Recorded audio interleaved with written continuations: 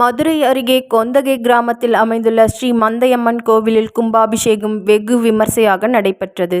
யாகசாலை பூஜைகளைத் தொடர்ந்து கணபதி ஹோமம், லட்சுமி ஹோமம், கோபூஜை, மங்கள இசை முழங்க 2ஆம் கால பூஜை மற்றும் 3ஆம் கால பூஜை நடைபெற்று மேல தாளங்கள் முழங்க சிவாச்சாரியார்கள் யாகசாலையில் வைத்து பூஜிக்கப்பட்ட புனித தீர்த்தங்களுடன் கோவிலை வலம் வந்து கோபுர கலசத்தில் புனித நீர் ஊற்றப்பட்டது.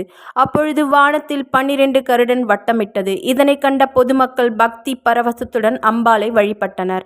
அதனைத் தொடர்ந்து பரிவார தெய்வங்களுக்கு சிறப்பு அபிஷேக பூஜைகள் நடைபெற்றது. பக்தர்கள் அம்மனின் அருளாசி பெற்றனர்.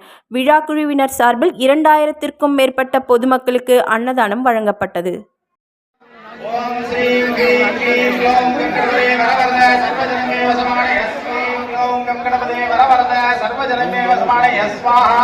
ஓம் ஸ்ரீம் க்ரீம் க்ரீம் க்ளௌம் கணபதே வரவரத எல்லா கோலம் கையிலாமா